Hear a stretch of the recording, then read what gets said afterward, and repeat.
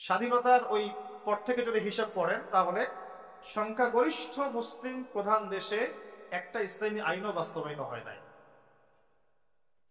যদি আপনি গণতন্ত্রের কথাই বলেন তাহলে আমি প্রশ্ন করতে পারি, গণতন্ত্রের মূলনীতি কি? গণতন্ত্রের মূলনীতি কি? গণতন্ত্রের মূলনীতি হচ্ছে সংখ্যাগরিষ্ঠ মানুষ যা বলবে তাই হক, তাই তো? এই মতবাদ ইসলামের সাথে সাংঘর্ষিক, কিন্তু তারপরেও আপনাদের ভাষায় কথা বলছি, যদি এটাও ধরে নেই যে আপনাদের তর্কের খাতিরে ধরেও নেই যে আপনাদের এই কথাটা ঠিক, আসলে কিন্তু ঠিক না, তর্কের খাতিরে ধরে নিলাম যে আপনাদের এই কথাটা ঠিক, তাহলে আমাদেরকে উত্তর দেন যে বাংলাদেশে বেশিরভাগ মানুষ তো মুসলিম, 90% মানুষ মুসলিম, তাহলে 90% মানুষ মুসলিম, এত বেশি অধিকাংশ মুসলিম প্রধান একটা দেশের রাষ্ট্র ধর্ম ইসলাম কেন হবে না? যেহেতু বেশিরভাগ মানুষ মুসলিম, তাহলে জনসংখ্যা দিয়েও তো আপনি গণতন্ত্রের মূলনীতি রক্ষা করলেন না। ধরেন আমাদের দেশে 16 কোটি মানুষ, তার মধ্যে ধরেন 15 কোটি মুসলিম, তাহলে তো গণতন্ত্রের দাবি যে 15 কোটি মানুষের যা ধর্ম তাই হবে রাষ্ট্র ধর্ম। 15 কোটি মানুষ যদি বলে হ্যাঁ আমরা শরিয়া আইন চাই, ইসলামী রাষ্ট্র চাই, তাহলে তাদের ভোট নিয়ে তো ইসলামী রাষ্ট্র কায়েম করতে হতো। তাহলে আদৌ কি হয়েছে? তাহলে এটা একটা ধোঁকাবাজি হয়েছে। কি হয়েছে? একটা ধোঁকাবাজি। এই জন্য আমরা বললাম এটা গণতন্ত্র নয়, এটা তথাকথিত গণতন্ত্র। এটা একটা so called democratic country, not democratic country. এটা so called democratic country, not a pure democratic country. যদি ওই সেন্সেও আপনি চিন্তা করেন, স্বাভাবিক কথা, গণতন্ত্রের মূলনীতি কি? 100 জনের মধ্যে 90 জন যদি বলে সুদ হালাল, গণতন্ত্রপন্থীরা বলবে হালাল, বলে নাউজুবিল্লাহ। এই তো তাদের মূলনীতি। এটা মূলনীতি না? আর একজন বেচারা দাঁড়িয়ে যদি বলে যে না এগুলো হারাম, তার কথা শোনা হবে না। স্পিকার সাহেব বলবেন না, হ্যাঁ জয়যুক্ত হয়েছে। কি বলবেন? হ্যাঁ জয়যুক্ত হয়েছে। তো এটা হলো তাদের মূলনীতি।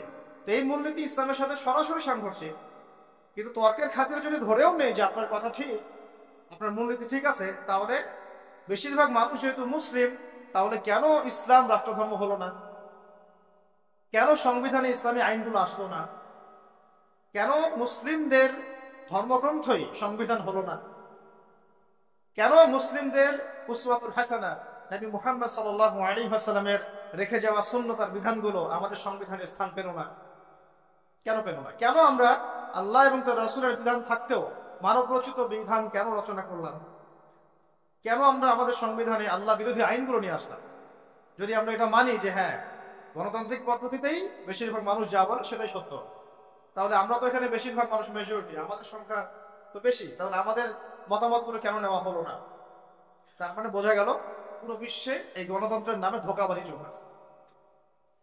কি চলতেছে? মানুষের আইওয়াস শোনা উপর। আদতে তারা কখনোই সংখ্যাগরিষ্ঠ মানুষের মতামতকে নিচ্ছেন না। একটা একটা আমভাবে একটা ভোটের আয়োজন করেন, ধরেন আমভাবে একটা গণভোট।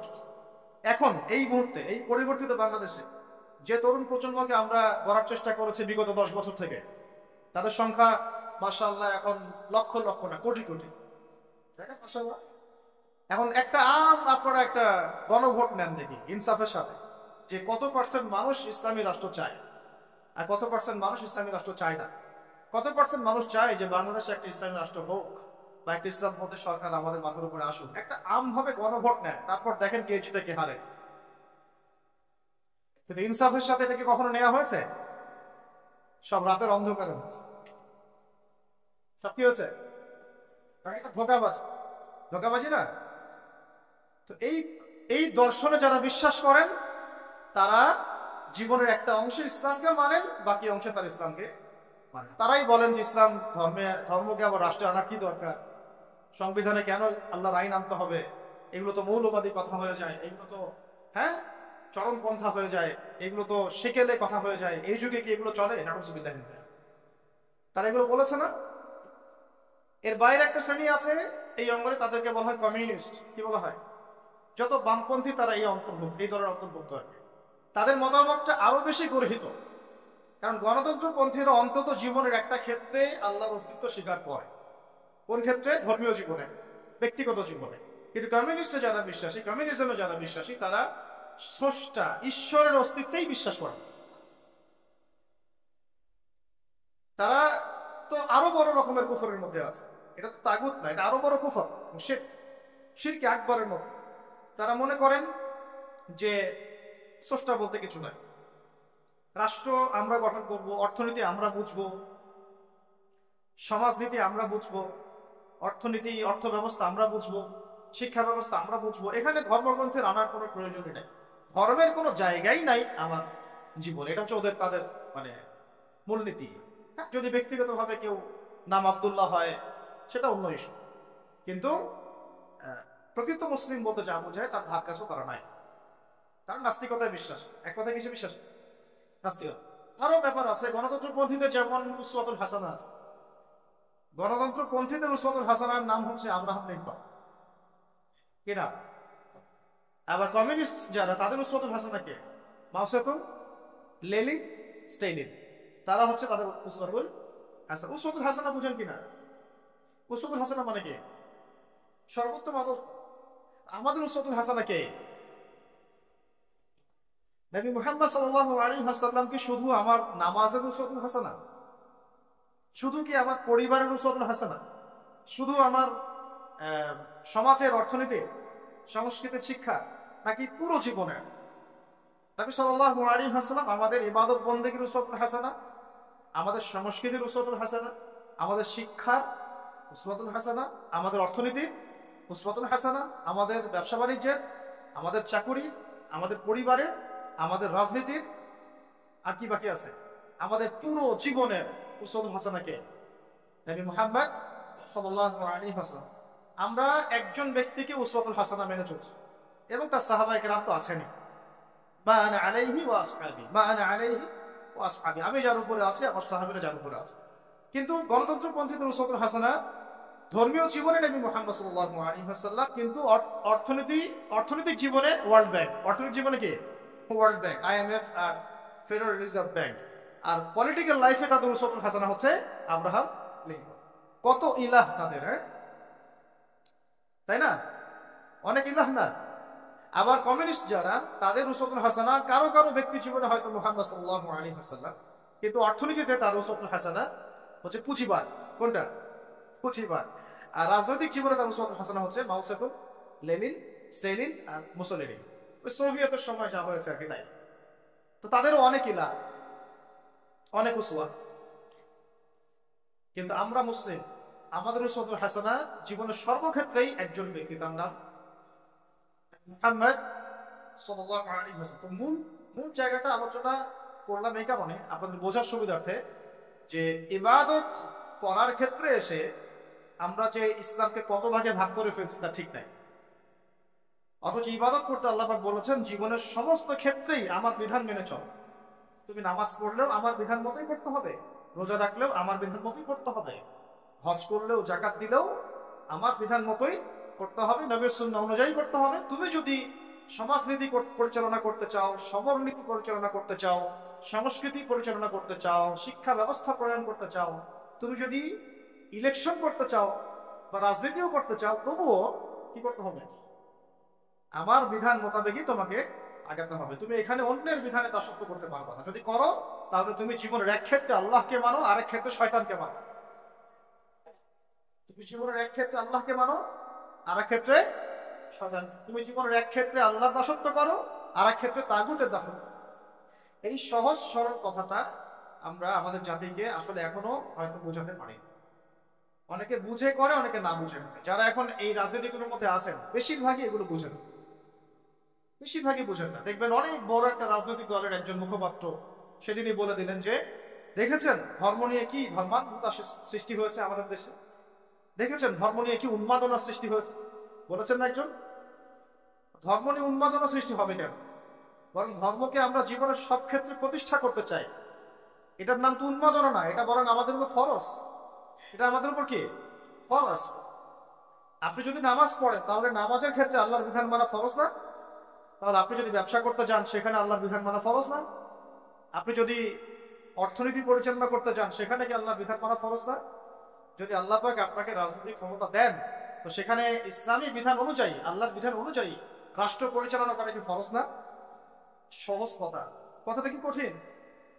খুব সহজ একটা কথা, কিন্তু যে আমি মুসলিম, আমি জীবনের সর্বক্ষেত্রেই আল্লাহর বিধান মেনে চলি। খুবই সহজ সরল কথা।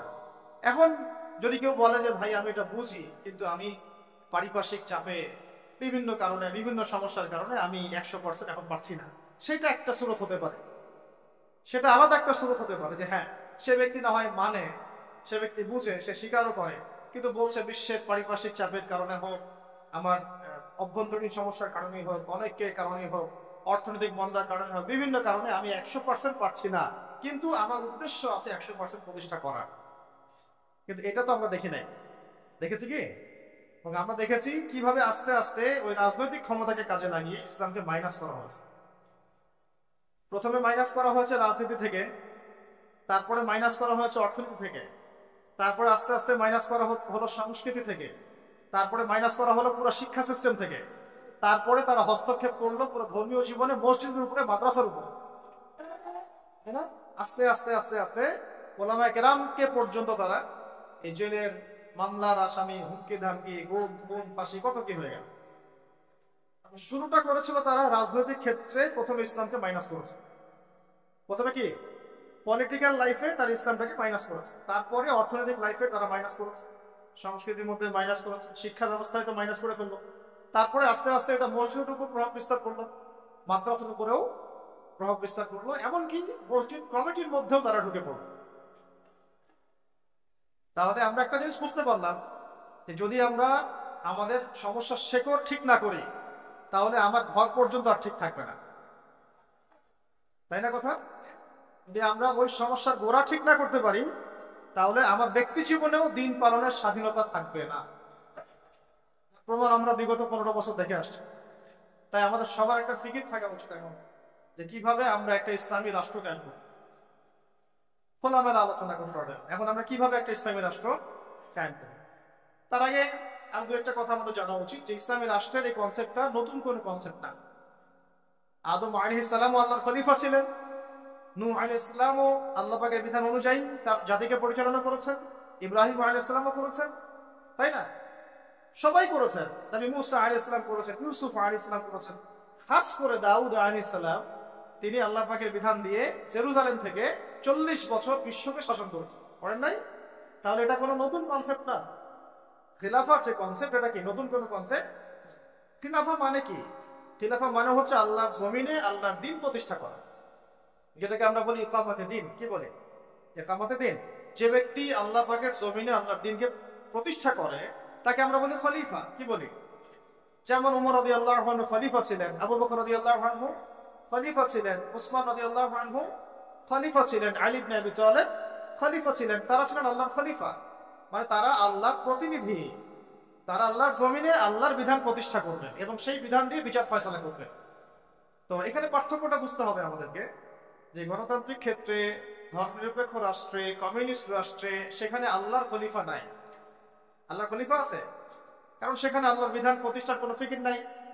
আর যেখানে আল্লাহর খলিফা নাই সেখানে কার খলিফা থাকবে? সিম্পল কথা, যেখানে আল্লাহর খলিফা নাই সেখানে কার খলিফা? তাগুতের বিধান বাস্তবায়িত করা হচ্ছে। এই পার্থক্যটা আমাদের বুঝতে হবে। এটা নতুন কোনো কনসেপ্ট নয়। আমাদের নবী সাল্লাল্লাহু আলাইহি ওয়াসাল্লাম কি রাষ্ট্র পরিচালনা করেন নাই? তার রাষ্ট্রের নাম কি? না বুঝে বলেন না। তার প্রথম রাষ্ট্রের নাম কি? মদিনা। মদিনা প্রথম ইসলামিক রাষ্ট্রের নাম কি? মদিনা। তারপরে মদিনাকে ভিত্তি করে আস্তে আস্তে আস্তে তিনি মক্কা বিজয় করেছেন। প্রথম ইসলামিক স্টেটের নাম কি? মদিনাতুল মুনাওয়ারা। তো সেখানে কি অন্য ধর্মের মানুষ ছিল না? তাদের অধিকার রক্ষা করা হয়েছে না? তাদের সাথে সনদ হয়েছে না? আমরা এই আমাদের অভ্যুত্থান, হ্যাঁ অভ্যুত্থানের পরে আমরা হয়তো ওই ভারতীয় দালালদেরকে মাফ করে দিচ্ছি, অনেকে গা ঢাকা দিচ্ছে, অনেক খুনের বিচার হচ্ছে না, আমরা অনেক ছাড় দিচ্ছি আর কি। কিন্তু নবী সাল্লাল্লাহু আলাইহি ওয়াসাল্লামের সুন্নাত এটা নয়। তার সুন্নাত হচ্ছে জালেমের উপর দয়া, মানে হচ্ছে মাজলুমের উপর খেয়ানত। জালেমের উপর মারহামাত, মাজলুমের উপরে কি? খেয়ানত। নবী সাল্লাল্লাহু আলাইহি ওয়াসাল্লামের সাথে গাদ্দারি করেছে বনু কাইনুকা, নবীজি বের করে দিয়েছে। তাও একজন মুসলিম নারীর সম্ভ্রম হানি করেছিল, তাতেই পুরা বনু কাইনুকাকে বের করে দেওয়া হয়েছে, তাই না বিষয়টা? তো এটা বনু কাইনুকার ক্ষেত্রে হয়েছে। আবার বনু নাজির নবী সাল্লাল্লাহু আলাইহি ওয়াসাল্লামকে কি করেছিল? উপর থেকে এই যে আপনার চাকতি বুঝেন, চরকি যেগুলো বলেন, যিনি বলে জাতা, জাতা যেগুলোতে ধান পিষত আগেকার মানুষ, এইগুলো উপর থেকে ফেলে আল্লাহ নবীর মাথায় ফেলতে চেয়েছিলেন সাল্লাল্লাহু আলাইহি ওয়াসাল্লাম। এভাবে গুপ্ত হত্যার চেষ্টা করেছিল তার বনু নাজির গোত্র। তো এরপরে নবী সাল্লাল্লাহু আলাইহি ওয়াসাল্লাম তাদেরকে আক্রমণ করে অবরোধ করে ওখান থেকে বের করে দিয়েছে। আর বনু কুরাইজা এই আহজাবের যুদ্ধে, খন্দকের যুদ্ধে আমাদেরকে পিছের পিছন থেকে ছুরি মারছে। কুরাইশদের সাথে তারা সন্ধি করে আমাদেরকে ভিতর থেকে ক্ষতি করার চেষ্টা করেছিল। নবী সাল্লাল্লাহু আলাইহি ওয়াসাল্লাম তাকে অবরোধ করে ওখান থেকে বের করে দিয়েছে। কখন আমরা তাদের সাথে চড়াও হয়েছি? যখন তারা আমাদের সাথে গাদ্দারি করেছে। তো নবী সাল্লাল্লাহু আলাইহি ওয়াসাল্লামও রাষ্ট্র চালিয়েছেন, মদিনা রাষ্ট্র, সেখানে অমুসলিমদের অধিকার তিনি সুরক্ষিত করেছেন, কিন্তু গাদ্দারদেরকে মাফ করেন নাই, শাতেমে রাসূলকে মাফ করেন নাই, নবীকে যারা গালি দিয়েছেন তাদেরকে মাফ করা হয় নাই। আচ্ছা, নবী সাল্লাল্লাহু আলাইহি ওয়াসাল্লাম মদিনা রাষ্ট্রে কি আল্লাহর আইন ছাড়া অন্য কোন আইন চলেছিল? তাহলে আপনি পার্থক্য বুঝে নেন, আমাদের সাথে তাদের কি পার্থক্য। তাদেরও ভূখণ্ড ছিল, মানে নবী সাল্লাল্লাহু আলাইহি ওয়াসাল্লাম এবং সাহাবীদেরও ভূখণ্ড ছিল, আমাদেরও ভূখণ্ড আছে। তাদেরও সরকার ছিল, আমাদেরও সরকার আছে। তাদেরও সার্বভৌমত্ব ছিল, আমাদেরও আছে। তাদেরও সংবিধান ছিল, আমাদেরও। রাষ্ট্র গঠনের 4টা মৌলিক উপাদান লাগে: ভূখণ্ড, হ্যাঁ ভূখণ্ড, হ্যাঁ মাশাআল্লাহ, ভূখণ্ড, সরকার, সার্বভৌমত্ব এবং জনসংখ্যা। এই 4টা মদিনা রাষ্ট্রেও ছিল, আমাদের বাংলাতেও আছে। পার্থক্য তাহলে কোথায়? ওখানে অমুসলিমদের অধিকার খর্ব করা হয় নাই, কিন্তু এখানে মুসলিমদের অধিকার খর্ব করা হচ্ছে। সেন্টেন্সটা উল্টা হয়েছে। তখন সেখানে অমুসলিমদের অধিকার পর্যন্ত খর্ব করা হয় নাই। কোথায়? মদিনায় অমুসলিমদের অধিকার পর্যন্ত খর্ব করা হয় নাই, আর এখানে মুসলিমদের পর্যন্ত অধিকার খর্ব করা হচ্ছে। পার্থক্য আছে না? পার্থক্য। ওখানে অমুসলিমদের সাথে আমরা কোনো দ্বন্দ্বে যাই নাই যতক্ষণ না তারা আমাদের সাথে গাদ্দারি করেছে, বেইমানি করেছে এবং আমাদেরকে পিছন থেকে ছুরি মেরেছে। এখন দেখা যায় অনেক সময় আমাদেরকে প্রকাশ্যে অখণ্ড ভারতের জয় শ্রীরামের স্লোগান দেওয়া হচ্ছে, প্রকাশ্যে আমাদের ভাইদেরকে অনেককে অত্যাচার করা হচ্ছে, আমরা কোনো ব্যবস্থা গ্রহণ করতে পারছি না। আমরা দৃষ্টান্তমূলক কোনো শাস্তি এখন পর্যন্ত দিতে দেখি নাই। এটা আফসোস আমাদের জন্য। কিন্তু নবী সাল্লাল্লাহু আলাইহি ওয়াসাল্লামের যুগে একজন দিনী বোনের ইজ্জতের বিনিময়ে তিনি পুরো বনু কাইনুকাকে একেবারে মদিনা থেকে বের করে দিয়েছেন। আমরা কিন্তু সেটা করতে পারি না। তারপরে নবী সাল্লাল্লাহু আলাইহি ওয়াসাল্লামের যুগে মদিনায় ওখানে কি আল্লাহর বিধান ছাড়া অন্য কোনো বিধান দিয়ে রাষ্ট্র চলেছে? তাহলে আমাদের এখানেও সবই আছে, কিন্তু এখানে আল্লাহর বিধান নাই। আল্লাহর বিধান দিয়ে এই রাষ্ট্র পরিচালিত হচ্ছে না। সেখানে নবী সাল্লাল্লাহু আলাইহি ওয়াসাল্লাম সাহাবীদের মধ্যে যে পরিমাণ ভ্রাতৃত্বের বন্ধন স্থাপন করেছিলেন, সেই ভ্রাতৃত্বের বন্ধন আমার রাষ্ট্রের মধ্যে আসলে নাই। জাতীয় কোনো ঐক্য আমরা খুব একটা দেখছি না, বরং আমরা দেখছি এখানে জাতীয় বিভক্তি। এমনকি মুসলিমদের মধ্যে আমরা শত শত বিভক্তি দেখছি এবং ছাড় না দেওয়ার মানসিকতা দেখছি। নবী সাল্লাল্লাহু আলাইহি ওয়াসাল্লামের মদিনা রাষ্ট্র অন্য কোনো পরাশক্তির সামনে মাথা নত করে নাই, করেছিল। কিন্তু আমাদের দেশের কাঠামোটা যেটা, সেটা আমরা কিন্তু বিভিন্ন পরাশক্তির কাছে আমরা দাসত্বের শৃঙ্খল আবদ্ধ হয়ে গেছি, তাই না? আবার নবী সাল্লাল্লাহু আলাইহি ওয়াসাল্লামের মদিনা রাষ্ট্র বিশ্বের বুকে মাথা উঁচু করে একদম স্পষ্ট স্বাধীন রাষ্ট্র ছিল। আমরা কিন্তু বিশ্বের বুকে মাথা তুলে এখন পর্যন্ত সেই স্বাধীনতা অর্জন করতে পারি নাই। সত্যি কথা এটা। নবী সাল্লাল্লাহু আলাইহি ওয়াসাল্লামের মদিনা রাষ্ট্র ছিল এমন একটা কাঠামো যার উপর দাঁড়িয়ে তিনি গাজওয়া এবং সারিয়া অভিযানগুলো করেছেন, জিহাদ এবং দাওয়াতের মাধ্যমে আরো বড় পরিসরে দিন প্রতিষ্ঠা করেছেন। কিন্তু আমাদের রাষ্ট্রগুলো, ইসলামী রাষ্ট্রগুলোর মধ্যে কিন্তু এইরকম গাজওয়া বা সারিয়া এই অভিযানগুলোতে অংশ নেওয়ার মতো কোনো সুযোগ পাওয়া যায় না। নবী সাল্লাল্লাহু আলাইহি ওয়াসাল্লামের মদিনা রাষ্ট্রে কোনো মাজলুম তার অধিকার খর্ব হতো না। কিন্তু আমরা এখানে দেখছি যে মাজলুমের অধিকার খর্ব হতেই আছে আর হতেই আছে, হতেই আছে, আর জালেম পার পেয়েই যাচ্ছে, পেয়েই যাচ্ছে, পেয়েই যাচ্ছে। নবী সাল্লাল্লাহু আলাইহি ওয়াসাল্লামের মদিনা রাষ্ট্রে কোনো খেয়ানত ছিল না, আমানতদারিতা ছিল, তাই না? কোনো দুর্নীতি ছিল না, ইনসাফ ছিল। কিন্তু আপনি আমাদের রাষ্ট্রগুলোতে দেখবেন উপর থেকে নিচ পর্যন্ত কাজে খেয়ানত, জুলুম আর দুর্নীতি। তো মৌলিক অনেক পার্থক্য আছে না? সর্বোপরি নবীজির মদিনা রাষ্ট্র ছিল একটা খিলাফা স্টেট। কি স্টেট? খিলাফা স্টেট, যেখানে জনগণ এবং সরকার সবাই আল্লাহর কাছে জবাবদিহিতায় বাধ্য, এবং সেই রাষ্ট্র পরিচালিত হয়েছিল শরিয়া আইন দ্বারা, অর্থাৎ কোরআন এবং হাদিসের বর্ণিত আইন দ্বারা। নবীজি বলতেন যে আমার মেয়ে ফাতিমাও যদি চুরি করে তবুও আমি তার হাত কেটে ফেলব, তাই না? আর আমাদের এই কাঠামোগুলোর মধ্যে আমরা দেখছি যে কোরআন এবং হাদিসের আইনের কোনো তোয়াক্কাই করা হচ্ছে, বরং এমন কিছু আইন আমরা চাপিয়ে নিয়েছি নিজেদের উপরে যেগুলোতে বাদীও মরে যায়, বিবাদীও মরে যায়, মামলা মরে না। কাউকে হ্যারাস করতে চাইলে দুই একটা মিথ্যা মামলা দিলেই বাস সারা জীবন সে জেলের মধ্যে পচে মর। যে কাউকে হ্যারাস করা যায়, যাকে তাকে গুম করা যায়, যাকে তাকে ক্রস ফায়ার দেওয়া যায়, মিডিয়াকে নিজের ইচ্ছা মতো চালানো যায়, ঠিক আছে, ইসলাম বিদ্বেষ ছড়ানো যায়। হ্যাঁ, তথাকথিত মুনাফেক, তথাকথিত না, এগুলো পাক্কা মুনাফেক, পাক্কা মুনাফেকদেরকে দিয়ে টকশো করানো যায়, ঠিক আছে, নিয়ে ইসলাম বিদ্বেষ ছড়ানো যায়, শিক্ষা থেকে ইসলামকে উঠানো যায়, সংস্কৃতি থেকে ইসলামকে উঠানো যায়, মানুষের সুদ খাওয়ানো যায়, পুরো জাতিকে মায়ের সাথে জেনা করানো যায়, তাই না? এবং নিজের ক্ষমতা টিকিয়ে রাখার স্বার্থে মুশরিকদের দাসত্ব করা যায়, মুশরিকদের দাসত্ব করা যায়। তো এই রাষ্ট্র ব্যবস্থাগুলোর মৌলিক পার্থক্য কি আমরা বুঝতে পারছি? যে মদিনা রাষ্ট্র কিরকম একটা পবিত্র এবং প্রামাণ্য একটা রাষ্ট্র ছিল, স্বতন্ত্র স্বাধীন সার্বভৌম একটা রাষ্ট্র ছিল, যে রাষ্ট্র এবং জনগণ আল্লাহ ছাড়া কাউকে ভয় করতো না, তাই না? এবং সেই রাষ্ট্রটাকে ভিত্তি করে নবী সাল্লাল্লাহু আলাইহি ওয়াসাল্লাম দাওয়াত এবং জিহাদের মধ্য দিয়ে আস্তে আস্তে রাষ্ট্রের আয়তন বাড়িয়েছেন, জনসংখ্যা বেড়েছে, ইসলাম প্রসারিত হয়েছে। এবং যেই মক্কায় 13 বছর আমরা জুলুমের শিকার ছিলাম, সেই মক্কা আমরা বীরের বেশে জয় করলাম, তাই না? শুধু কি সেখানেই থেমে গেলাম? সেখানে সেটাকে ভিত্তি করে আবার আবু বকর রাদিয়াল্লাহু আনহু, ওমর, ওসমান, আলী, 4 খলিফার যুগে ইসলাম অর্ধেক বিশ্ব পর্যন্ত ছড়ায় গেল। একদম ওই আপনার স্পেন থেকে, পর্তুগাল থেকে নিয়ে চায়না পর্যন্ত, এদিকে আপনার কি বলবো আফ্রিকা থেকে নিয়ে একেবারে সাইপ্রাস থেকে শুরু করে আফগানিস্তান, পাকিস্তান, সিন্ধু পর্যন্ত পুরো কন্টিনেন্টটা ইসলামের ছায়াতলগত হলো না 4 খলিফার সময়? ওই খেলাফা রাষ্ট্রের উপর দাঁড়িয়ে হয়েছে। ওইটা আমাদের ইতিহাস, এটা আমাদের শেকড়, আমরা এই জাতি ছিলাম। সেখান থেকে আমরা কোথায় আসছি একটু চিন্তা করতে পারছেন?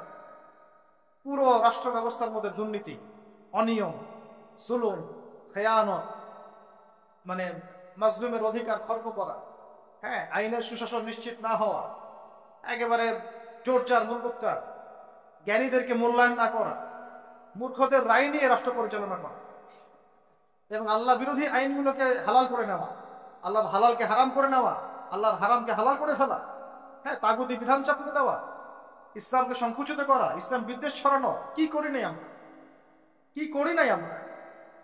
এখন যদি আমরা এগুলো থেকে কোনো শিক্ষা নিয়েই থাকি, তাহলে আমাদের আগে জানা উচিত যে ইসলামী রাষ্ট্র ব্যবস্থায় সুবিধা কি, অসুবিধাগুলো কি, এবং এখানে আমাদের ভূমিকাটা কি, নাকি আমরা আসলে চাই এভাবেই চলতে থাক।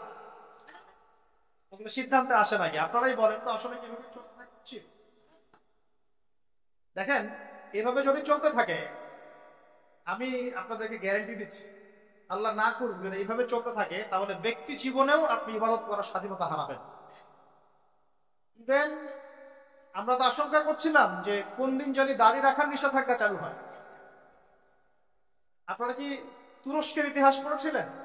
যখন তুরস্ক প্রথম বিশ্বযুদ্ধে অটোম্যানরা যখন মানে ফার্স্ট ওয়ার্ল্ড ওয়ারে অংশ নিয়েছিল, হেরে গিয়েছিল, মোস্তফা কামাল আতাতুর্ককে ক্ষমতায় বসানো হয়েছিল, তখন আজান বন্ধ হয়ে গিয়েছে, মাদ্রাসা বন্ধ হয়ে গিয়েছিল, মসজিদ তালা মারা হয়েছিল, দাড়ি রাখা নিষেধ করা হয়েছে।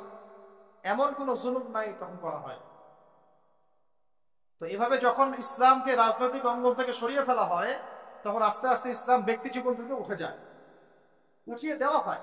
একটা সহজ সরল বিষয়, আমার কাছে যদি এই পুরো মিরপুর এলাকা, ধরেন অন্য কথা বাদ দিলাম, পুরো মিরপুর এলাকার অথরিটি যদি আমার কাছে থাকে, এবং আমি যদি একজন স্বাধীন শাসক হয়ে মিরপুরের, ফর এক্সাম্পল, একটা সেই এক্সাম্পল দিচ্ছি, যে এই মিরপুর অঞ্চলটুকুর স্বাধীন শাসক একজন আমি, এক্স ওয়াই জেড, বা আপনি আব্দুল রহমান, ওয়েভার ইজ।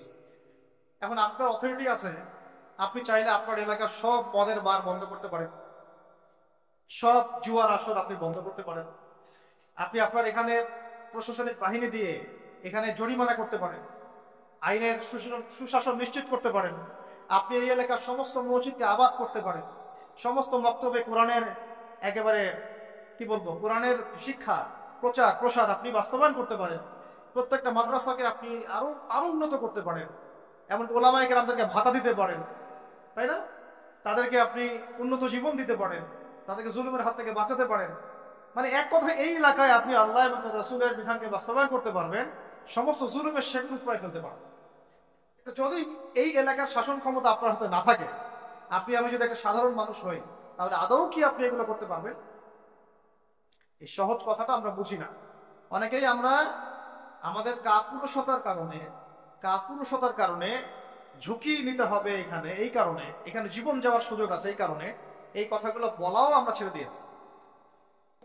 বিগত 15 বছরে কিন্তু এগুলো খুব একটা বলাও হয় না, যারাই বলতে চেষ্টা করেছেন তাদেরকে উঠিয়ে নেওয়া হয়েছে। আর এটা আল্লাহ পাকের রহমত যে আমরা এখনো বেঁচে আছি। বাঁচার তো কথা ছিল না, বাঁচার কথা কিন্তু ছিল না।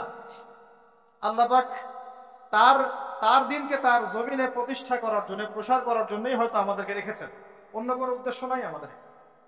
তো এখন আমরা যদি এই সুযোগকে কাজে না লাগাই, যদি আমরা সবাই মিলে এই সুযোগকে কাজে না লাগাই, তাহলে কে জানে আবার 10-20 বছর পরে বা 5 বছর পরে, আল্লাহ না করুন, যদি আরো বড় কোনো জালেম চেপে বসে, তাহলে না থাকবে আমাদের কোনো দেহ, আর না থাকবে আমাদের কোনো গর্দান। আর যদি আমরা এখনই সংশোধন হতে পারি এবং আমাদের ইসলামটাকে আস্তে আস্তে ব্যক্তি পর্যায় থেকে নিয়ে সমাজে, অর্থনীতির মধ্যে, রাজনীতির মধ্যে নিতে পারি, ইনশাআল্লাহ এত সহজে তারা আমাদেরকে উৎখাত করতে পারবে না। পারবে? ইনশাআল্লাহ পারবেন। তো এই জিনিসটাই এখন বেশি আলোচনার দরকার। তাহলে এখন আসেন একটা বিষয় একটু আপনাদের সামনে স্পষ্ট করতে চাই, যে খালি পয়েন্টস গুলো বলবো, বিস্তারিত আপনাদেরকে বলতে হবে না, আপনারা বুঝতেছেন, আমি বুঝতে পারছি। শুধু পয়েন্ট গুলো বলবো যে কি কি সুফল হতে পারে যদি একটা ইসলামিক রাষ্ট্র ব্যবস্থা আমাদের মাথার উপরে আসে, বা একটা ইসলামপন্থী গভর্নমেন্ট আমাদের মাথার উপরে আসে, তাহলে আমরা কি কি সুবিধা পাইতে পারি। অনেকে হয়তো মনে করেন যে এটা থাকলেও যা, না থাকলেও। অনেকে আবার এগুলো আলোচনা করেন না, বা করেন না, এতে করে এটা মাথা থেকে মাইনাস হয়ে গেছে। একটা বিষয় বুঝেন, এটা আসলে আমার একটা বুঝ আর কি, নিজের মতো করে বলছি আর। একটা বিষয় কি, একটা বিষয়ের অভিজ্ঞতা মানুষের না থাকলে সেই বিষয়টার মর্ম, এহমিয়ত কিন্তু মানুষ বুঝে না। যেমন ধরেন আমরা যারা এখনো কক্সবাজারে কেউ যায় নাই, তাকে আপনি যতই বলেন যে সমুদ্রটা এমন, সমুদ্রটা ওই রকম, সমুদ্রের পাড়ে দাঁড়ালে এমন হয়, ওইখানে এত এরকম বাতাস থাকে, মেরিন ড্রাইভ রোডটা এরকম, সে কিন্তু কল্পনায় আনবে, কিন্তু সে কিন্তু উপলব্ধি করতে পারবে। বুঝতে পারছি কথা? সিমিলারলি আপনি শুনেছেন যে মদিনা এমন, মক্কা এমন, কখনো যান নাই, আপনি কিন্তু উপলব্ধি করতে পারবেন। রাষ্ট্র ক্ষমতায় আমরা দাড়ি টুপিওয়ালা মানুষরা সংখ্যাগরিষ্ঠতা নিয়ে, হ্যাঁ, একেবারে পুরা রুটির টুকরাটা আমরা কখনো পাইনি এ পর্যন্ত। পেয়েছি কি বিগত প্রায় 50, 60, 70 বছরে? তাহলে আমরা কিভাবে জানবো যে সেটার এহমিয়তটা কি, সেটার গুরুত্বটা কি, সেটা থাকলে আমরা কি করতে পারি? ওটা তো আমার অভিজ্ঞতা নাই, তো আমার কি নাই, আমার অভিজ্ঞতা নাই তো। কিন্তু দেখেন সেকুলারদেরকে দেখেন, এই ডেমোক্রেটিক সিস্টেমে যারা আছে তাদেরকে দেখেন, তারা কেউ 5 বছর থাকছে, কেউ 10 বছর থাকছে, কেউ 15 বছর থাকছে। তারা বুঝেছে যে তার মজাটা কি, এবং সেটা থাকলে সে কি করতে পারবে। তারা তো কেউ আল্লাহর বিধানের জন্য সেখানে যায় না। কেউ গিয়েছে ধরেন যে 10 বছর লুটপাট করেছে, জুলুম করেছে, দুর্নীতি করেছে, বিদেশে টাকা পাচার করেছে, যে মেয়েটাকে পছন্দ হয়েছে উঠাই নিয়ে আসছে, ঠিক আছে, ধর্ষণের সেঞ্চুরি করছে, ওই ক্ষমতা কাজে লাগায় সে হল দখল করছে, জমি দখল করছে, ব্যাংক দখল করছে, কোম্পানি দখল করছে। সে ওই মজাটা বুঝছে, ক্ষমতার মজা কি, ওর অর্থে মজা বললাম আর কি, ঠিক আছে। সে বুঝতে পারছে যে হ্যাঁ, ক্ষমতা থাকলে আমার এই জিনিসগুলো আমি তো পাবো। এই জন্য দেখেন, 1000 বার মাইর খাইলেও, নেতাকর্মী জীবন দিলেও, সে ওই রাজনীতি থেকে সরে যায় না, তাই না? 10 বছর মাইর খায়, আবার আসে না, আমাকে চাইতে হবে, কারণ ওখানে কি মজা আমি তো চাই, ওইটা যদি একবার পাই তাহলে আমি আবার এইগুলা পাবো, তাই না বিষয়টা? তো ওদের একটা উদাহরণ দিয়ে বুঝালাম। এই জন্য দেখেন, তারা তাদের এই রাজনৈতিক মুভমেন্ট থেকে কখনো সরে যায় না। সরে যায় কখনো? যায়নি, যায় না, যাবেও না। কারণ তারা ওর অভিজ্ঞতা অর্জন করেছে, তারা ওর মজাটা বুঝেছে। কিন্তু আমরা কখনো ওখানে গিয়ে আল্লাহর বিধান কি কায়েম করতে পেরেছি? আমরা তো ওখানে গিয়ে ন্যায় বিচার, ইনসাফ, হ্যাঁ, তারপরে আপনার আল্লাহর বিধান, শরিয়া আইন, তারপরে হুদুদ, কিসাস, এই যে বিষয়গুলো আমরা তো বাস্তবায়ন করতে পারি নাই। আমাদের ওই অভিজ্ঞতাটা নাই তো, এই কারণে আমাদের মধ্যে থেকে আলোচনা উঠে গেছে আস্তে আস্তে, খুব কম, লিমিটেড। কিন্তু আমরা যদি একবার ওখানে যেতে পারি, তখন দেখবেন আপনারাও বা আমরাও ওইটা ছাড়তে চাবো না। কারণ আমরা জানি ওখানে গেলে ইসলামকে কত বড় পরিসরে কায়েম করা যাবে ইনশাআল্লাহ, তাই না? আমরা ইসলামিক সেন্সে বলছি, আমরা ওখানে গেলে বুঝতে পারবো যে আমরা কত বড় পরিসরে ইসলামের খেদমত করতে পারবো ইনশাআল্লাহ। যেহেতু আমরা যেতে পারি নাই, তাই আমাদের মধ্যে ওই অভিজ্ঞতাটা কিন্তু এখন অর্জিত হয় না। এই কারণে আলোচনাগুলোর দরকার, যে ওখানে গেলে কি পেতে পারেন বা সুফলটা কি হতে পারে, আর না গেলে কি কুফলগুলো হচ্ছে। শুধু পয়েন্টগুলো বলবো। এক নাম্বার, যদি একটা ইসলামিক সরকার আমাদের মাথার উপরে আসে এবং একটা ইসলামপন্থী রাষ্ট্র আমরা সামনে কায়েম করতে পারি, সামনে বলতে হতে পারে 5 বছর পরে, 10 বছর পরে, যদি কায়েম করতে পারি ইনশাআল্লাহ ইনশাআল্লাহ, তাহলে সর্বপ্রথম আমরা পুরো দেশে সালাত কায়েম করতে পারবো। সালাত কায়েম করতে পারবো। কায়েম কায়েম আমরা এখন নামাজ পড়ি, তাই না? নামাজ কায়েম করি ব্যক্তি জীবনে, পারিবারিক জীবনে, কিন্তু আমরা জাতিগতভাবে কিন্তু নামাজ কায়েম করতে পারি না। আপনি তো চার্জ করতে পারছেন না। আমাদের মুরব্বী ওলামা এখানে অনেক এখানে আছেন যে কয়েক বছর আগেই মদিনায় যারা নামাজ পড়তো না, দোকান খোলা থাকতো না আমাদের সময়, তাদেরকে ধরে নিয়ে যাইতো না, গারামা দিত, গারামা জরিমানা, অনেকে তো পিটাইতো, জেলও দিত, অনেকে ওই মরুভূমিতে গিয়ে রেখে দিয়ে আসতো হেঁটে হেঁটে শাস্তি। মানে নামাজ যদি রাষ্ট্র চায় তাহলে জনগণকে পড়তে পারে। রাষ্ট্র যদি চায় জনগণকে মাস্ক পরাইতে পারে না? পারে না? হ্যাঁ। তো রাষ্ট্র যদি চায় তাহলে জনগণকে নামাজও পড়াইতে পারবে ইনশাআল্লাহ। আর যারা বুঝে না তাদেরকে শিখাইতে পারবে। যারা নামাজ পড়তে জানে না তাদেরকে আমরা ইসলামিক সেন্টারে পাঠাইতে পারবো, তরবিয়ত দিতে পারবো, ওলামায়ে কেরামের সহবতে নিয়ে শিখাইতে পারবো, তাই না? কিন্তু আপনি এটা রাষ্ট্রীয় উদ্যোগে এখন করতে পারবেন।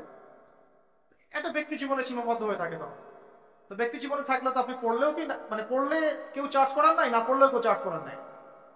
এটা আপনার ব্যক্তিগত বিষয়ের সাথে নিসবত হয়ে গেল। জাতিগতভাবে কিন্তু নামাজ কায়েম হলো না। কিন্তু নবী সাল্লাল্লাহু আলাইহি ওয়াসাল্লাম কি মসজিদে কোনো সাহাবী না আসলে বা আসতে না পারলে খোঁজ নিতেন না? ওমর রাদিয়াল্লাহু আনহু খোঁজ নিতেন না? ওখানে কি এমন কোনো মুসলিম ছিল যিনি নামাজ পড়তেন না? তো এই একটা বিষয় যেখানে আমরা কিন্তু এটা করতে এখনো পারি না।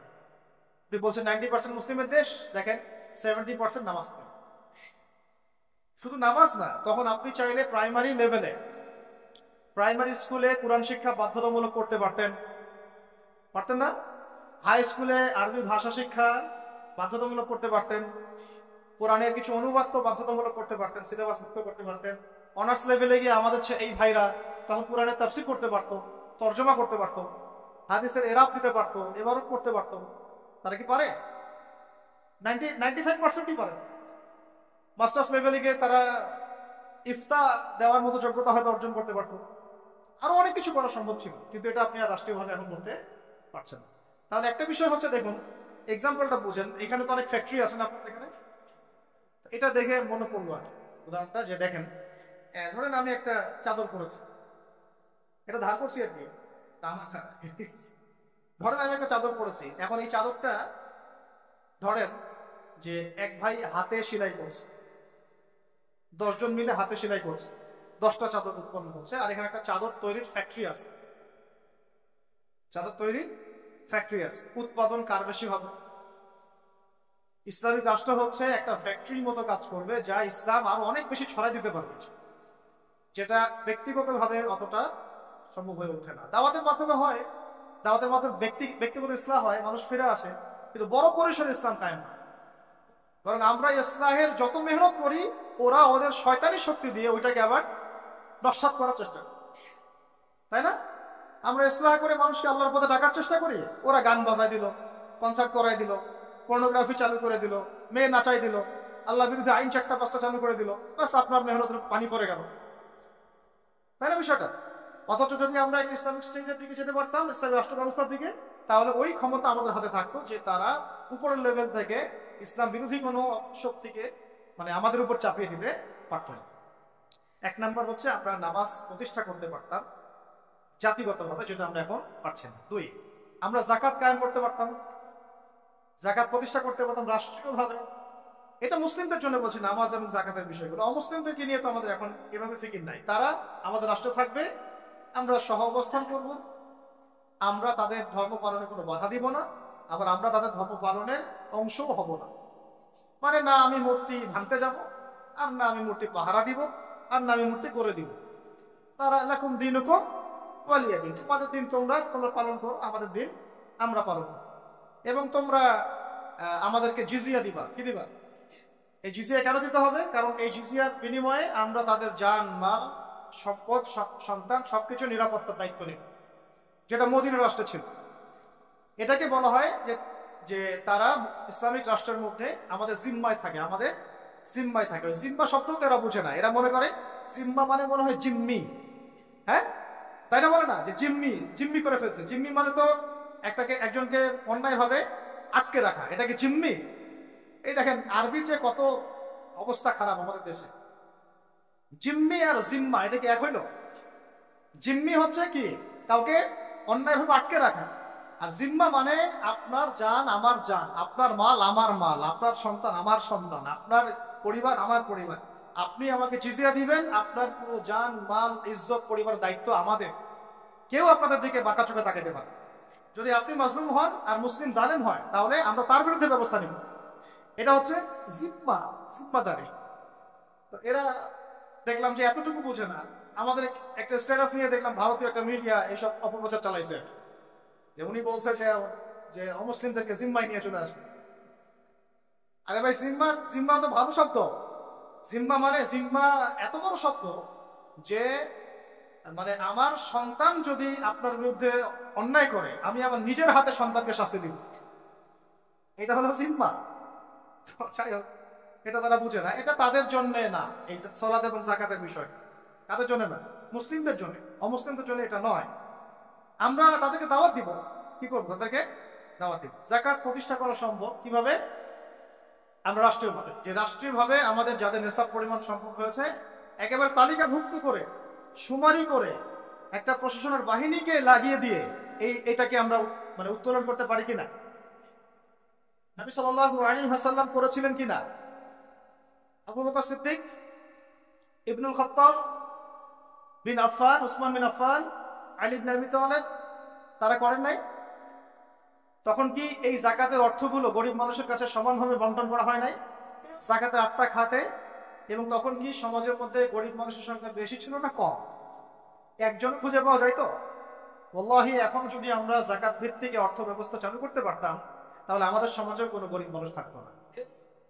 আপনাদের যত কমিউনিজমের মতবাদ আছে, আর এই পুঁজিবাদ আছে, আর এই সমাজতন্ত্র আছে, হ্যাঁ, আর এই যে আরো যত মতবাদগুলো আছে, ওয়ার্ল্ড ব্যাংকের, IMF এর, হ্যাঁ, ফেডারেল রিজার্ভ ব্যাংকের, এই সমস্ত মতবাদগুলো ফেল করছে। মানবতার কল্যাণে তারা কিছুই করতে পারে। মানবতার কল্যাণে প্র্যাকটিক্যালি কাজ করে দেখিয়েছেন নবী মুহাম্মদ সাল্লাল্লাহু আলাইহি ওয়াসাল্লাম। কিভাবে ইসলামী এবং যাকাত ভিত্তিক অর্থ ব্যবস্থার মধ্য দিয়ে সমাজের দরিদ্র মানুষের হক আদায় করতে হয়, এটা তিনি দেখিয়ে দিয়েছেন। আপনারা সেটা কিছুই করতে পারেন। খালি এসব গদবাধা আমাদেরকে ইকোনমিক্সের বই পড়াইছেন। ইকোনমিক্সের কি করছেন? বই পড়াইছেন। আর ইকোনমিক্সের পড়া এত জরুরি এই যুগে, ইসলামিক ইকোনমিক্স, তাহলে যে আমাদেরকে কিভাবে তারা সুদখোর বানাচ্ছে আপনি চিন্তাও করতে পারেন। সাম্য তো কায়েম করতে পারেনই নাই, ইনসাফ তো করতে পারেনই নাই, বরং মানুষকে খাইয়েছেন রিবা, সুদ, ঘুষকে জায়েজ করছেন, দুর্নীতি হয়েছে, টাকার মান কমানো বাড়ানো নিয়ে ইনফ্লেশন করেছেন, গরিবের রক্ত চুষে খাইছেন। হ্যাঁ, একটা অংশ দিন দিন ধনী হয়েছেন, বাকি অংশকে গরিব বানাইছেন। মানুষের রক্ত চোষা, শ্রমিকদের রক্ত চোষা, গরিবদের রক্ত চোষা অর্থনীতি দিয়েছেন মানুষকে। এবং এর ফলে মানে বৈশ্বিক জুলুম আপনারা প্রতিষ্ঠা করেছেন এই অর্থনীতি সিস্টেমের মতো। এইটা নিয়ে কথা বলতে গেলে আমার 1 ঘন্টা সময় লাগবে, এটা আমি অন্য একদিন বলবো। শুধু এই টপিকের উপর কথা বলবো ইনশাল্লাহ, যে বর্তমান অর্থ ব্যবস্থা ধোঁকাবাজি। বর্তমান অর্থ ব্যবস্থার, অর্থনৈতিক সিস্টেমের ধোঁকাবাজি আপনি শুনলে আপনার চোখ কপালে চলে যাবে। আসলে যারা কম জানে ওরা ঘুমাইতে পারে শান্তিতে, যারা আসলে জানে তারা ঘুমাইতে পারে, বুঝছেন? আসলে সত্য কথা এটাই। এত ধোঁকাবাজি হয়েছে অর্থনীতির মধ্যে, এমন ভাবে গরিব মানুষকে নির্যাতন করা হয়েছে, এমন ভাবে রক্ত চোষা হয়েছে। আল্লাহর কসম করে বলতেছি, বাংলাদেশের বেশিরভাগ মানুষ এটার হদিসই নাই, তারা জানেই না। আল্লাহ পাক আমাদেরকে বোঝার তৌফিক দান করেন। এখন এই যাকাত ভিত্তিক অর্থ ব্যবস্থা প্রতিষ্ঠা করা কিন্তু এখন ব্যক্তিগতভাবে সম্ভব নয়। ব্যক্তিগতভাবে সম্ভব, রাষ্ট্রীয়ভাবে যদি রাজনৈতিক ক্ষমতায় আমরা যেতে পারতাম ইসলামপন্থীরা, তাহলে এটা সম্ভব ছিল। 3 নাম্বার দেখুন, যে আমাদের যে বাজার আছে, বাজার বলতে 2 রকম বাজার, একটা হচ্ছে আঞ্চলিক বাজার, একটা হচ্ছে বিশ্ব বাণিজ্য। এই দুটো বাজারের মধ্যে হারাম আছে না? হারাম পণ্য আছে না? মাপে কম দেওয়ার বিষয় আছে না? সিন্ডিকেট আছে না? থার্ড পার্টির তেলেসমাতি আছে না? এই সমস্ত বিষয়গুলোকে আমরা নিয়ন্ত্রণ করতে পারছি না। ইসলামিক অর্থ ব্যবস্থা থাকলে বা ইসলামী বাজার ব্যবস্থা থাকলে, ইসলামিক যদি আমরা কি বল সাম্যের ইকোনমি যদি আমাদের সামনে থাকতো, তাহলে আমরা এই প্রত্যেকটা হারামকে বন্ধ করতে পারতাম। আমরা এই মজুদদারিগুলো বন্ধ করতে পারতাম, আমরা সিন্ডিকেট বন্ধ করতে পারতাম, আমরা এই যে ইনফ্লেশন বন্ধ করতে পারতাম, আমরা এই বাজারের যে জুলুমগুলা দুর্নীতিগুলো এগুলো বন্ধ করতে পারতাম। এগুলো কিন্তু আমরা বন্ধ করতে পারছি না। বরং ইনস্ট্যান্ট শাস্তির আওতায় আনা সম্ভব ছিল, আমরা এটা করতে পারছি না শুধুমাত্র ইসলামিক বিধান না থাকার কারণে। আল্লাহ পাক আমাদের বোঝার তৌফিক দান করুন। তারপরে দেখুন 4 নম্বর হচ্ছে আমাদের পুরো অর্থ ব্যবস্থায়, এটা ভালো করে বোঝেন, পুরো অর্থ ব্যবস্থায় ইকোনমিক সিস্টেমের মধ্যে 3টা জিনিস খুব মোটা দাগে আছে। একটা হলো জুলুম, একটা হলো খেয়ানত, একটা হচ্ছে দুর্নীতি। কি বললাম?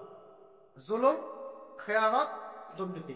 এই 3টা আমরা দূর করতে পারি নাই আমাদের অর্থ ব্যবস্থা থেকে। যদি ইসলামিক অর্থ ব্যবস্থা থাকতো, যাকাত ভিত্তিক, সাদাকা ভিত্তিক, কৃষি ভিত্তিক, শিল্প ভিত্তিক, হালাল বাণিজ্য, আঞ্চলিক এবং বৈশ্বিক, তাহলে দেখতেন ইনশাআল্লাহ সমস্ত জায়গা থেকে জুলুম, তারপরে আপনার এই খেয়ানত এবং এই দুর্নীতি একটাও স্থান পেত না। কারণ এটাতে জনগণকে আমরা তখন আল্লাহর কাছে জবাবদিহি করতে বাধ্য করতাম এবং আল্লাহ পাকের বিধান অনুযায়ী বিচার ফয়সালা করতাম।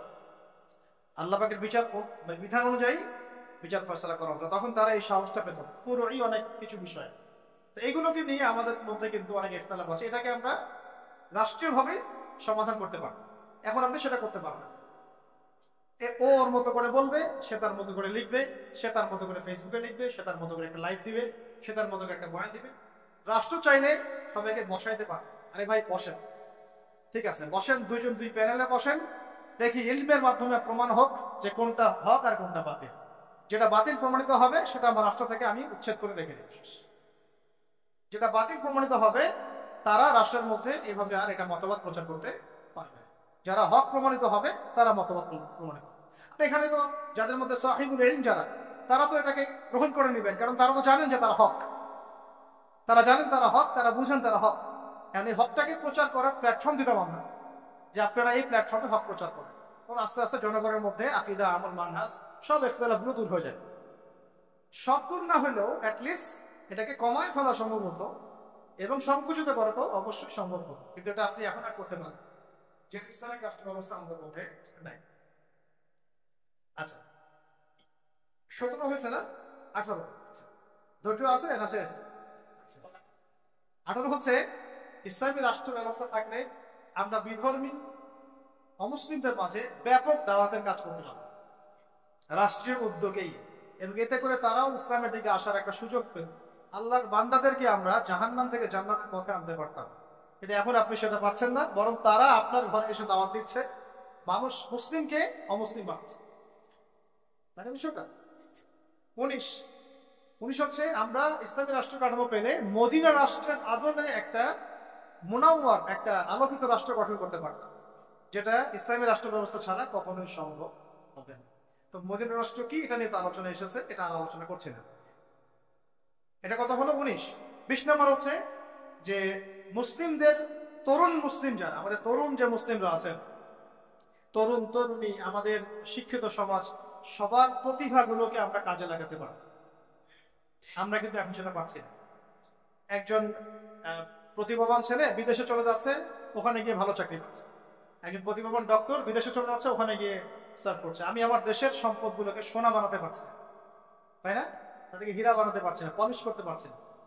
সদুদ্যোগ নাই, বরং এখানে দুর্নীতি আছে।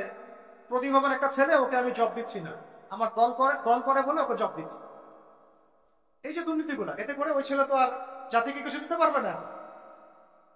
রাম শ্যাম যদুমধু উপদেষ্টা হয়ে বসে আছে।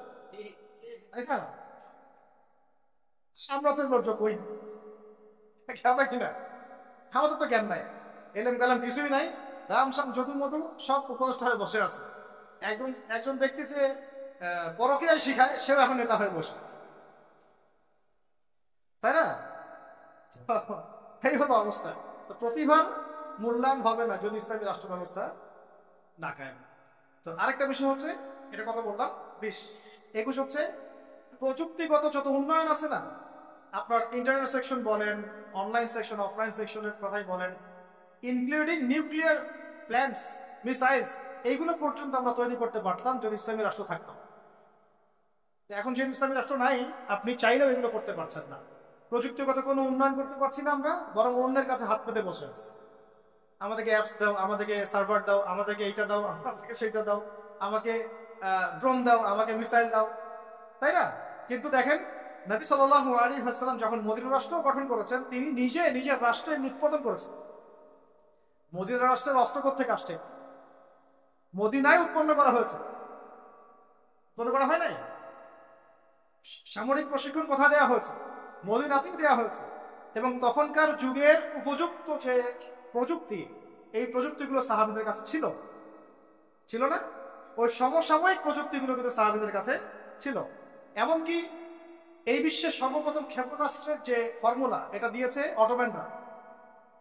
অটোম্যানদের আগেও দিয়েছেন বিখ্যাত সাহাবী সাআদ ইবনে আবি ওয়াক্কাস। কোন সাহাবী?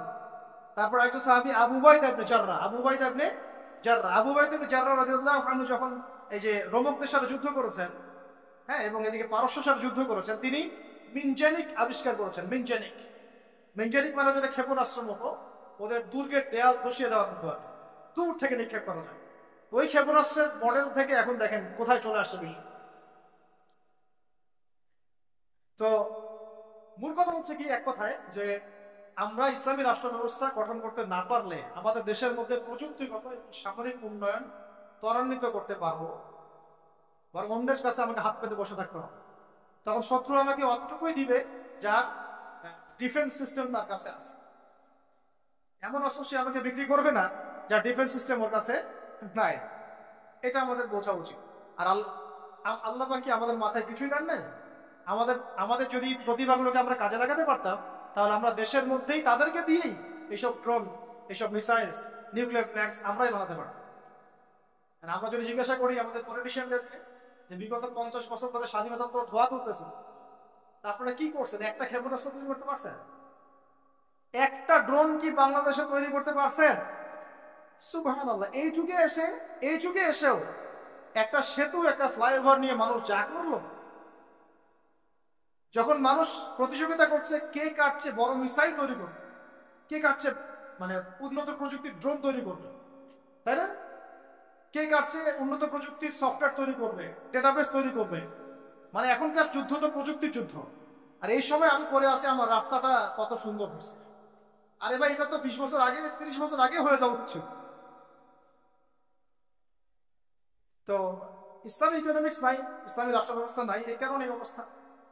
আল্লাহ পাক আমাদেরকে বোঝার তৌফিক দেন। আর আমাদেরও যে কি হেডাম, সুবহানাল্লাহ, হেডামই বলছি। কারণ আমরা ওখানে গিয়ে কে আগে ওখানে ছবি তুললো, কে আগে ওখানে মানে সেলফি উঠাইলো, এগুলো নিয়ে আমরা ব্যস্ত হই। হ্যাঁ, জি, আল্লাহ আমাদের বোঝার তৌফিক দেন। আচ্ছা, কয়টা বলছি ভাই? আচ্ছা, 4টা। তো একটা হচ্ছে যে অস্ত্র শস্ত্রে আমরা আমাদের সামরিক বাহিনীকে শক্তিশালী করতে পারতাম। উন্নত অস্ত্র, উন্নত সামরিক অস্ত্র, যেটা কিন্তু আমরা এখন পর্যন্ত পারি না। আমরা জানি না আমাদের আকাশ সীমা কিন্তু সেফ না।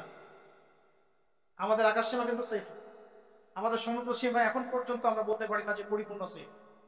আমাদের প্রশাসনের বাহিনীগুলো আমরা বলতে পারি না সবগুলো দালাল মুক্ত, বিদেশি এজেন্ট মুক্ত আমরা বলতে পারি না। তো আল্লাহ পাক আমাদেরকে এমন ইসলামী রাষ্ট্র গঠন করার তৌফিক দান করেন যে রাষ্ট্রে আমরা আমাদের এই প্রশাসনের ভাইদেরকে তাওহীদপন্থী ইমানদার বানাবো এবং সবচেয়ে সেরা অস্ত্র তাদের হাতে তুলে দেবো। রাষ্ট্র যদি জিহাদ করে তাহলে ফ্রন্ট লাইনে কারো জিহাদ করবে? আমাদের এই ভাইরাই তো করবে। তো আমাদের এই ভাইদেরকে আগে তৈরি করতে হবে না? আল্লাহ পাক আমাদের ভাইদেরকে ঈমান দান করেন, বেশি বেশি আমলের তৌফিক দেন, এবং তাদের মাথার উপরে আল্লাহ পাক একটা ইসলামী সরকার নিয়ে আসেন। আমিন। আচ্ছা, 22 হচ্ছে যে আমরা 23 হচ্ছে আমাদের এই পুরো তরুণ প্রজন্মকে আমরা জিহাদি জাজবায় গড়ে তুলতে পারব। এটা কিন্তু আপনি এখন পাচ্ছেন। এটা জাজবা মানে কি বোঝাচ্ছে? জাজবা মানে কি আপনি শুধু আবেগে ভেসে পড়বেন এমন বোঝাচ্ছি না, বরং আমাদের জেনারেশন রেডি, তার আল্লাহর জন্য সবসময় জীবন দেওয়ার জন্য প্রস্তুত। এমন জেনারেশন আমাদের আফগান ভাইদের মধ্যে নাই। যে কোনো সময় যদি শত্রু আক্রমণ করে তারা প্রস্তুত। এখন আপনারাই বলেন তো দেখি, যারা ভয় দেখাচ্ছে চট্টগ্রাম কেটে ফেলবো, ফেনী নিয়ে নিব, এই করব সেই করব, হাসেন না। যদি আল্লাহ না করুক, যদি তারা কোনো পদক্ষেপ নিয়েই ফেলে, আমাদের প্রজন্ম কি প্রস্তুত? আমাদের প্রজন্মের আমরা কেউ কি AK-47 চালাতে পারি? আমাদের কেউ কি মার্শাল আর্টস জানি? আমাদের কেউ কি 10 রাউন্ড দৌড়াতেও পারি? তাও আমাদের কেউ কি তরোয়ালও চালাইতে পারে? অথচ নবী সাল্লাল্লাহু আলাইহি ওয়াসাল্লামের যুগে সাহাবায়ে কেরাম এক একজন সাহাবী প্রশিক্ষিত ছিল। আচ্ছা, আলী রাদিয়াল্লাহু আনহু কেমন মানুষ ছিলেন? তাসবিহ তাহলিল করতেন খালি, ভয়ে তার সামনে কেউ দাঁড়াইতে পারতেন, যেই দাঁড়াইতো তাকে তিনি একেবারে গর্দান উড়াই ফেলতে পারতেন। এত প্রশিক্ষিত ছিলেন আলী ইবনে আবি তালিব। হ্যাঁ, ওমর ইবনে খাত্তাব তিনি কি শুধু কুরআন তেলাওয়াতই করতেন, নামাজই পড়তেন, তাহাজ্জুদই করতেন? তিনি এত বেশি প্রশিক্ষিত ছিলেন, তার সামনে 10 জন দাঁড়াইতে পারতেন। হামজা রাদিয়াল্লাহু আনহু।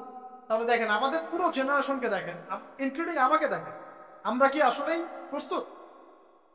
দেখা যায় আমাদের গতকালকে বলছিলাম যে 4-5 জন ডাকাত যদি একটা ছোট্ট ছুরি নিয়ে আমাদের সামনে দাঁড়ায়, আমাদের তো ভাই খবর হয়ে গেছে, ভাই কি আছে নেই, সব নেই, তা আমাকে স্যার, বিষয়টা এমন না। কিন্তু একটা সময় ছিল যে আমাদের জেনারেশনের তরুণরা একাই 8-10 জনের সাথে লড়াই করতে ভয় করত।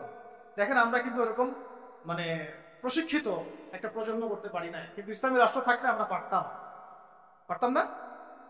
প্রত্যেক স্কুলের ছাত্রদেরকে আমরা কিন্তু স্কাউটের মাধ্যমে হোক বা মিলিটারিদের আওতায় নিয়ে এসে হোক একটা 6 মাসের ট্রেনিং দিতে পারতাম, কলেজের ছাত্রদেরকে দিতে পারতাম, ভার্সিটির ভাইদেরকে দিতে পারতাম। লাঠি সোটা নিয়ে হয়তো অনেক সময় কিছু কি হয়, বিপ্লব হতে পারে, অভ্যুত্থান হতে পারে। বিপ্লব ওইভাবে বলা যায় না, তারপরে বললাম আপনাদের বোঝানোর জন্য। কিন্তু যখন একটা পরাশক্তির সাথে আমরা লড়াই করবো, তখন কিন্তু লাঠি সোটা নিয়ে লড়াই করা যাবে। আমাদের মিসাইলস লাগবে, প্রশিক্ষণ লাগবে, ট্রেনিং লাগবে, তাই না? জাবাস, আমাদের সব অফিসার লাগবে। এই ক্ষমতা বাঙালি জাতির আছে, এই ক্ষমতা আমাদের আছে, আমাদের আর্মি ভাইদের আছে, আমাদের বিজেপি ভাইদের মধ্যে আছে, ওই কলিজা তাদের আছে ঠিকই। কিন্তু রাষ্ট্রীয় ইসলামী রাষ্ট্র না থাকার কারণে, রাষ্ট্রীয় পৃষ্ঠপোষকতা না থাকার কারণে এবং রাষ্ট্রীয় চাপ তাদের উপর থাকার কারণে তারা তাদের প্রতিভার বিকাশ ঘটাতে পারে নাই। আমি চ্যালেঞ্জ করতেছি, আপনি বিএসএফ, এই যে ভারতের বিএসএফ এর 100 জনকে লাগান বর্ডারে, আমাদের বিজিবির 20টা ভাইকে লাগান, ওরা পারবে না ইনশাল্লাহ। যদি ক্ষেপণাস্ত্র না নিক্ষেপ করে ওরা পারবে না, যদি আসমান থেকে বিমানে ওরা যদি ফায়ার না করে তাহলে ওরা পারবে না। মাঠে ওরা আমাদের 20 জন বিজিবির ভাইদের সাথে পারবে না ইনশাল্লাহ, পারবে না, আমি বলছি, গ্যারান্টি দিচ্ছি পারবে না ইনশাল্লাহ, দেখে নিয়ে। কিন্তু ওরা আমাদের উপরে মানে চড়াও হচ্ছে কিসের ভিত্তিতে? আমাদের আওয়ামদের মধ্যে প্রশিক্ষণটা নাই এবং আমাদের মধ্যে ওই প্রযুক্তি নাই, আমাদের মধ্যে ওই পরিমাণ অস্ত্রশস্ত্র নাই। এই জন্য তারা এই দাপটটা দেখাচ্ছে। কিন্তু আমাদের আর্মি অফিসাররা, আমাদের এই বিজিবির ভাইরা, নৌবাহিনীর ভাইরা, আমাদের এই বিমান বাহিনীর ভাইরা, তারা অনেক অনেক বেশি প্রশিক্ষিত। কিন্তু আমরা তাদেরকে ওইভাবে ইমানের চর্চায় নিয়ে এসে আল্লাহর রাহে জীবন বিসর্জনের মানসিকতা তৈরি করতে পারি। আল্লাহ তাকে বোঝার তৌফিক দান। তো এটা আমাদের শুধু তাদের জন্য না, আমাদের পুরো এই তরুণ সমাজ সবাইকেই এই প্রশিক্ষণগুলোর আওতায় নিয়ে আসা উচিত। কিন্তু এটা আপনি এখন পারছেন না। যদি ইসলামী রাষ্ট্র ব্যবস্থা হয় কখনো, তাহলে ইনশাআল্লাহ পারবে। ঠিক আছে, আল্লাহ আমাদেরকে বোঝার তৌফিক দান। 24 হয়ে গেছে, 23, হ্যাঁ 24 হচ্ছে যে আমরা যদি এক ইসলামী রাষ্ট্র পর্যায় পর্যন্ত যেতে পারি, তাহলে কি হবে? তাহলে আমরা পুরো মানে বিশ্বের বড় বড় যে ইসলামিক রাষ্ট্রগুলো আছে, যেমন ধরেন যে মালয়েশিয়া, তারপরে ধরেন যে সৌদি আরবিয়া বা কাতার বা তুরস্ক বা আফগানিস্তান, পাকিস্তান বা আরো বড় বড় যে রাষ্ট্র, ইরান, যে রাষ্ট্রগুলো মানে কম বেশি ইসলামের সাথে সম্পৃক্ত, একটা ঐক্যবদ্ধ জোট আমরা গঠন করতে পারতাম, ন্যাটোর চেয়েও শক্তিশালী। তখন কিন্তু আমরা ওদেরকে চোখ রাঙাতে পারতাম। এটা আল্লাহ পাক করতে বলেছেন আমাদেরকে সূরা আনফালের মধ্যে, কিন্তু আমরা সেটা করি নাই। আল্লাহ বলেছেন যে কাফেররা জোটবদ্ধ হচ্ছে, তোমরাও যদি জোটবদ্ধ না হও তাহলে দুনিয়ার মধ্যে ফাসাদ সৃষ্টি হবে। হয়েছে? এটা ইসলামী রাষ্ট্র ছাড়া সম্ভব না, একা একা তো আপনি এটা করতে পারবেন। আর শেষটা হচ্ছে যে ইসলামী রাষ্ট্র ব্যবস্থা যদি না থাকে, তাহলে আমরা সত্যিকারের চূড়ান্ত স্বাধীনতা বলতে যা বোঝায় তার স্বাদ আমরা কখনোই আস্বাদন করি। চূড়ান্ত স্বাধীনতা মানে কি? যে আমি শুধু এক আল্লাহর দাসত্ব করব, আল্লাহ ছাড়া অন্য কাউকে ভয় করি না, অন্য কোনো পরাশক্তির দাসত্ব করি না।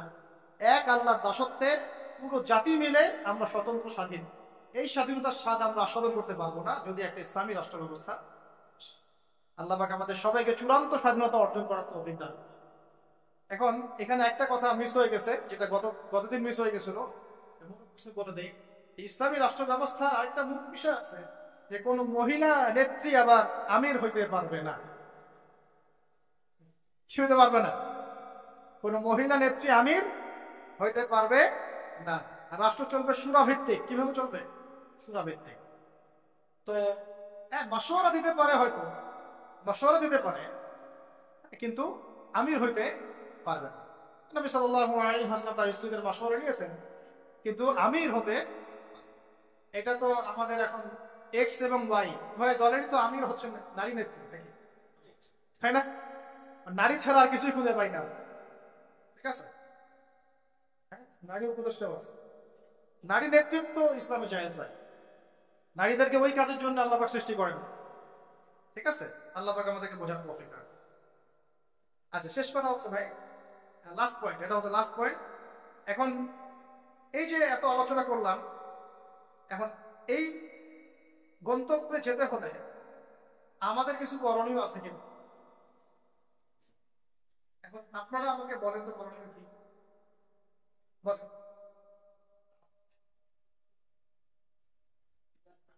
অনেকে অনেকভাবে বলবেন, আমি কয়েকটা কথা বলে শেষ করে দিচ্ছি। আজকের মতো এখানে শেষ, ইনশাল্লাহ আগামী মাসে আবার কথা হচ্ছে।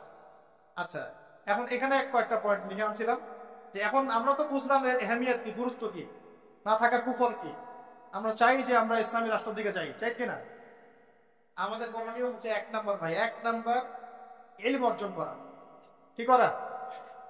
এই ইলম শুধু একমুখী জ্ঞান হলে হবে না, বহুমুখী ইলম অর্জন করতে হবে, যাতে আমি কোরআন সুন্নাহর জ্ঞান দিয়ে বিশ্বকে ডিল করতে পারি। বুঝে গেছে? 2, ইলম অনুযায়ী আমল বাড়ায় দেওয়া। ইলম অনুযায়ী আমল বাড়ায় দেওয়া। 3, তাজকিয়া অর্জন করা, তাজকিয়া বা আত্মশুদ্ধি অর্জনের চেষ্টা করা। 4, এই তাজকিয়া বা আত্মশুদ্ধি আবার একা একা অর্জন করা যায় না, উস্তাদের সোহবত লাগবে।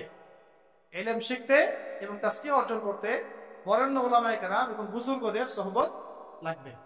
4 নাম্বার। 5 হচ্ছে যে আমার অর্থনীতি সম্পূর্ণ হালাল হতে হবে। কি হতে হবে? হারাম খোরদের দ্বারা কোন ইসলামী রাষ্ট্র কায়েম হবে না। ঠিক আছে, বেইলম মানুষ দিয়ে ইসলামী রাষ্ট্র কায়েম হবে না। তাজকিয়া যাদের মধ্যে নাই তাদেরকে দিয়ে হবে না। যাদের উপরে মুরব্বীদের দোয়া এবং সোহবত নাই তাদেরকে দিয়েও হবে না। ঠিক আছে, আল্লাহ বোঝার তৌফিক দান করেন।